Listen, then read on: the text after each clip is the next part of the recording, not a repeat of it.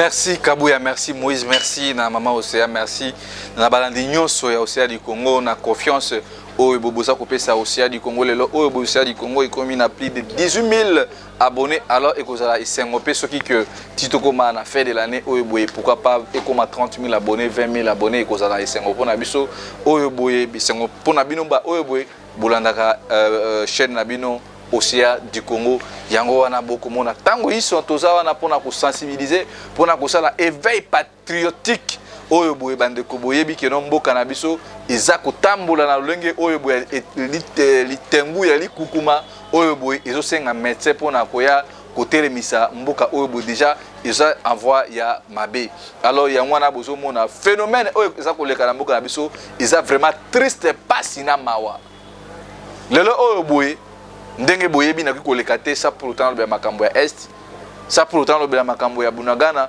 ça pour autant le makambo so le kalelo na kwa mutu côté ya Mongata phénomène e komi na Kisasa kangafu ba pesa mbongo nyoso wana bozomona kino ba Rwanda tango bazwa komema bino na schéma mususu ba memi bino kino bota ba maboma nyoso ba komi boye po kangafu oyena ba pesa mbongo isa juste monsieur abatuki batuti baza batu oyo boye biso ko sana bango coopération te ni moi encore dialogue parce que toyebi que un motuti aza capable de kozwa moi na aza vierge pour appeler sa mutu mo pour na ba intérêt na bango na 1993 toyebi ndenge ba bombarda avion ya président Melchior o ya Burundi toyebi ndenge ba bombarda na 1994 si j'ai une bonne mémoire encore avion ya président Abiyarimana na président ya Burundi des présidents basa coup d'état jour moko oyeboye tant bazo négocier au même moment Hitler africain Hitler ya Rwanda Paul Kagame a bombardé avion wana mais aujourd'hui tant que bazo me biso na schéma ya kosolola na Chilombo to kosolola na Chilombo na ba Rwandais pour quelle raison parce que batu wana tant que bino boko kende bino nyonso na boza focaliser bosa la négociation dialogue na ba Rwandais bokoyoka ba Rwandais bakobeta ekilingi mosusu yango wana naza ko attirer attention ya bandeko na ngai ya UDPS naza ko attirer attention ya bandeko na ngai ya Kasai aujourd'hui Félix ne sera pas là demain toyebi loko ko yate ce peuple a ko bengana Félix vous devez à un moment donné arrêter parce que ce que Félix azaki réellement pour na travailler pour le peuple congolais bokene na Kasai il n'y a pas d'école il n'y a pas d'autoroute il n'y a pas de bonnes conditions de vie à Batouana. Mais vous êtes là toujours. Moi, Maï, Moukwatondolo, excuse. Félix a dit qu'il y a un problème. Aujourd'hui, il y a l'ascension et le tribalisme de la Mboka. Tout ça, c'est Félix et Moutou. Le tribalisme et la Mboka. Alors, moi, je me pose des questions. Les pays traversent des moments compliqués. Les pays vivent dans une situation où ils ont ma baie. Mais bino bozo mona lelo oboy bozawana mukwatombolo fachibe mais botala lelo oboy to ya tribalisme biso ta to sotanga na ba collège pa ya basango na tikala jamais ko tuna mona classe na ngozo muto ekolo nini même na ba parents na biso ba kola na mboka oboy to bana pe ko yeba na tonalité na kombo peut-être yo moko ko découvrir mais lelo komi oza muto ya province nini tout ça c'est Félix botala même ba nomination ça lemi awa boy Félix Tshilombo, c'est le président le plus traître au monde depuis le monde de Banamonde. Na RFI balobela mo na France 24 balobela makamba tribalisme ya Félix. Mbokezo kene mabe. Bota la nomination ba outu nommer na DGA. Bota ba nomination ba outu ko nommer na SNEL. Bota ba nomination ba outu ko nommer na DG na nini na régie des eaux. Félix a ko kabola mboka. Tala jusqu'à ba o ba Rwanda ba utiliser ki Tshilombo. Oh, boba ko manipuler dans le tribalisme pour que les commissions donc ba ko mona boy mitema esuki bango aller et créer balkanisation ba tuna ba ke ne ko vana côté na bango mande ko na ngai mes chers frères du Kasai mes chers mamans sœurs et frères en Christ to tomber na motambo ya Félix c'était ce que Félix a qui réellement ko travaille pour que bino bande ko ya Kasai bo se retrouver bo ke na ko ta kana Kasai ou beto ye ba te musela Félix a ko sala Félix a na Kasai a récemment toilette ya pamba Félix a tika ko tongate école ya malonga Félix a tika ko tongate moi à sa place où est-ce na chargé de communication je pouvais lui dire monsieur kokenena no kunate parce que même ndako kwa malonga tout mona Félix a kenda kuna izali te na mboka na bango mais Félix a ko sala évangile ya tribalisme a ko sala évangile il y a népotisme, à cause de l'évangile, il y a officialisation, il y a balkanisation en Mboka Rabiso. Mes chers frères en Christ, bande de Congolais, bande de commission belé bazo ba brino to linga kayote, nini bo linga kangate po na bisaka bino vérité. Ngai na ko s'opposer na mutu nyonso oyo boye, aza un schéma ya kozwa Mboka na biso ko pesa ngo batu mususu. Yango bomona nga zaka toujours victime ya mafinga, mais mafinga na bino, ba critique na bino, yango de ça que non, naza la brino. On azali. Parce que le qui pouvait croire que Félix a Benga Paul Kagame Ndekonaï. Plus grave na mawa na tali vidéo moko et pas Ndeko moko atindla kinga ya kolakisa ngai. Botra ba comédie Félix a kosa na kati armée. Félix a lobi on a ba Rwandais ba soda Kenya ba pas ça tout ça la mutualisation, tout ça la to benga na ba Rwandais au bazui bunagana lelo obo 121 jours. Oh biso to tambola mercredi prochain le 19. Et puis marche wana, ils ont marché, il y a détermination pour toute une nation pour nous sauver Mboka. Dans mon vidéo, un général congolais, on appelle un Dimitri Kaza congolais, soit à Rwandais. Na un général ya Kenya, ba ko ça footing. Ba mabumuna bangwe kita. Balobi nous sommes ici pour la mutualisation. Moi et mon frère, c'est comme ça que vous allez libérer ces pays. Tala Mboka nezobi manakati, ezo vivre na kati occupation comédie ba généraux bazo sala. Bino batu boye pa mabunda. Bokomi bokosala ba marche de santé boki se mabumu na bino. Ça c'est quel genre Mboka? Félix akomi kobanga nde omoni koluka, akomi kozwa bande kunaye ya Kasai. Aocha ba on a kati armée. Félix azo Kasai so bande kunaye so Kasai ba marche ya momeno. Oche ba on ba poste de solution ya Congo ndeza ngwana. Bino boko sentir mercredi marche eza marche à détermination. Parce qu'on a moni ba image on a mona qui a des généraux on a ba ça biso ba comédie et ça humiliation pour la Mboka. Comment est-ce que bino boye pour un objectif moko boye mais bino détourner objectif na bino bokomi botambola bosa ka marche de santé et puis wana nyoso ba taliba bazo trouver mo normal ba talibé pa na bango Félix asala mabe asala malamu nyoso ezaka malamu pour na bango. Et c'est comme ça que vous allez dire que non, le lo oebwe, pour libérer Bunagana, na contexte autre chose dans le lo oebwe. L'isola Bunagana, na conseil des ministres, balobela kayamote. Et puis, biso peuple congolais, tout ça, j'ai rien à peuple. Dans la vidéo, moi, maman Christine a dit la ginga. Pour la côté l'exemple, la bande qu'on a mis Haïti. Na Haïti, na minute, les jeunes, la population s'est mobilisée. Comme un seul homme. Pour débarquer le régime aux Anakati Haïti. Parce que la misère des Anakati Mboka. Mais bien sûr, au peuple, misère des Anakati Mboka, mais tout ça, tout le monde est en côté. Mais les gens Haïti, ils sont dans mon vidéo, j'ai même écrit à cette dame. Non, maman Christine, j'ai vu des images. Mais ils sont bien organisés. Bazan esprit à trahison te na kasi na bango parce que j'ai vu tant ba kotambo ba police ba ko beta gaz ba memi moko na bango ba mesu bazaki na basimi ba bidon ya mai ba ko sukula bande ko na bango bilongi ba mesu na mateka. C'est comme ça que soulèvement ou bien article 64 au biso dolingi et oui osay manamboka na biso na moi ba mesu bazaki na ba moto wana moko azu choc ba memi. C'est ça. Maman Christine obi vidéo tindaki sotali micho au mona. Je lui vous avez dit que non, batu o baza organisé, baza na besoin mboka na bango changer. Pourquoi pas biso ba jeune congolais to ko ça bon. Congolais za mutu a traître. Il y a trahison. Congolais za mutu o so ba PC $200, $300, abomi combat. Yango na so bengisa bino ba jeune ya Congo. Rôle o boezaki ba rôle peut-être ba pasteur ba IDP nation. Mboka za mabe. Mboka za avoir une séparation. Pour la tribalisme, Félix Eliso, ou à cause de Rwandais, il y a une division entre nous. Au lieu de regarder la nation, qu'est-ce qui n'a pas marché depuis Félix Eliso 4 ans, et là, on a dit à part que c'est Rwandais, à part qu'on crée insécurité dans Kisasa, partout dans Kisasa, les gens qui m'ont alité, avant 20 heures. Comme nous avons bouclage paisible individu. Nous avons une proposition pour que nous ayons un bouclage dans Kingakati. Pourquoi nous avons besoin de nous ayons dans la minute où le peuple congolais a moni. Tant que nous avons Bruno, na bisa ki bino bo mesala ngap système kaka ki alugula na union sacrée espoir des ati bon na boy na ngai kolobe ya ko mono Bruno oza mwana mabe mais na sana obligation koloba parce que za mboka na ngai na lamuka pe kuna eloko ezate sikoyo boy na batu wana nyonso peuple congolais to espoir na biso moko to se prendre en charge mercredi mutu avana na ndaku te mutu uki na ve baloba bon na kikongo mutu uki ma ve mutu akima te mboka ezokene mabe botala carburant komi 3500 lekeli ngai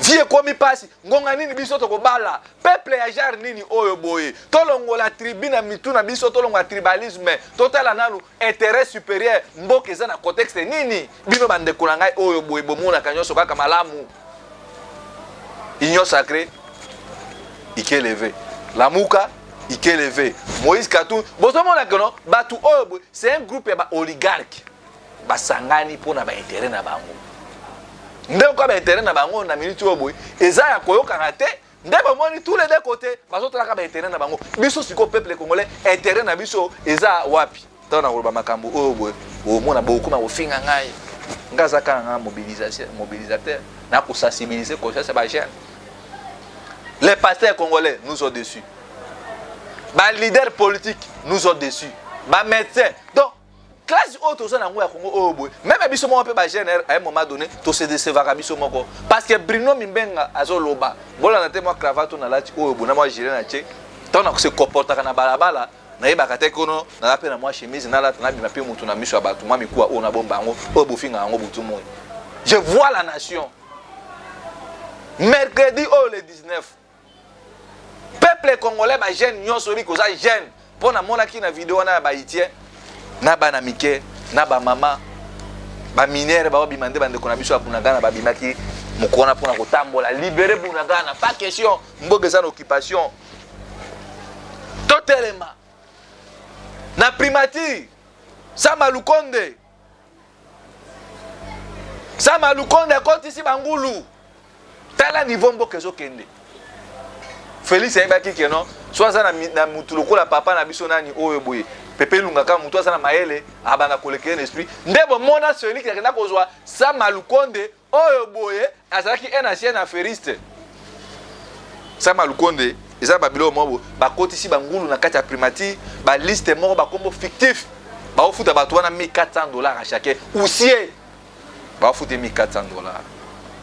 Donc Sama Lukonde na Félix baza wana pona ko piller mboka ce sont déjà oyo boye milimo poso ya bato wana bomona bango ba Félix wana baza na poso ba congolais mais esprit nango eza esprit ba rwandais ils sont sans pitié pona makambo ya mboka parce que Sama Lukonde depuis akomana le oba kuksi 1240 jours le o Félix etikali na une année avec 40 mois na 12 jours bota l'attitude mboke komi na niveau nini qui ça c'est komi solo ba koti si bangulu na primature mbongo wana ba kosala ba rétro commission Félix na master na Sama Lukonde ba boto là déjà signature ndenga zala kawana c'est la famille Tshisekedi qui gère la primature et puis pour moment na ke batu oh boy bazobanga kona kosala ba bouclage na mandako bazara surubegwa pourquoi azara surubegwa avant na wana donc résidence azara surubegwa na ville batana na primature pourquoi azara surubegwa ndako neko za face ya primature ska oza kwa moko stratégique même wana fleuve za mopanzi côté wana pourquoi peuple congolais bon mona makambu oyo boy quand nous parlons ici ko Bruno yope tala yekuna mwana mabe nini boy toko soutenir yote bobandi koloba na makambu oyo boy eza na nzela te donc biso tokoma ba chanter la batu tokoma kokumisa allez Yesu azali awa twandi koyemba Mobutu jalelo donc so mabeza na mboka tolo bango te parce que ngai depuis na ya na komba oyo boye bande ko fe boye bango so toyebana eza pona bitumba Kongo ndenge mino bunda Kongo ngape na bundela ya Kongo mais boko komisa nga esclave te que non na comme esclave ya mutu mo bona lobela kaka ye ata mabezali na lobela kaka ye non moi je ne suis pas comme ça na tangi batangi mama na nga teka kwanga ponga na tanga classe na tangi classe pona sunga mboka na nga na sunga pe bande ko na ngai bande konanga te ko to mimina libu moko bande konanga nyoso bino nyoso busa bande mais ba position na bino wana boko zo réflexion na botengo en otage te. Moi j'ai fini la classe na ko pe ko sa coup de main na ngana so pe gabolo na ngacha na bande ko te ka unité na quoi. Pourquoi je ne l'ai pas fait? Tant na so ba risque ba so beta ka biso na ba kabu na ba mama aussi otika na choc na likolo défaut ba beta ba masasi abungisa mwana na même. D'autant to lo ba kamala mo mutu mo boye. Ce qui mouton a bungi et que tobito recadre que makamosali et ça a to komi ba to mabe bokomi koloba o bungi koloba. Ce n'est pas comme ça que nous allons construire ce pays. To to mboka o buna ba valeur. Tango ba kono soki ke Congo boza besoin Congo bonga ba parti politique so botana Congo kama yebo. Il faut démocratie banda kuna. Pourquoi vous ne voulez pas que to loba bisika o za mabe na ngana miyeba ka pino na za mabe pono ba vérité na banga ate. Isa pendenge na biso bangala. Mais beaucoup de réflexion n'a pas limité en gros. Nako makana beta ya mutu mobo ata osa mabe aujourd'hui bota la mboka ezana conditionné. Kwa mutu ezana ndenge nini? Kisasa o tozo loba. Les Rwandais sont partout. Manevre nyo so kamera ya kusala wana. Parce que aza mutu o baza ko utiliser ye. Dialogue ni auto dialogue na ba Rwandais. Alors bino bolingi bozwa ngai, boko misangai, lokola mutu mobo atala ku mobo donc quelqu'un mo bado un fou. O balinga ngai na kombo tozo bunda bolinganga te po bo sepela ngai na zanga pe kitoko te na pe munene te bolinganga parce que j'ai le courage, j'ai la conviction que un jour mboka oyo boy na bitumbo biso tozo bunda na mutoki na ngai bima rapona Congo un jour nous allons gagner cette bataille. Je crois à ça que non un jour pourquoi pas biso le bito ko changer makambo.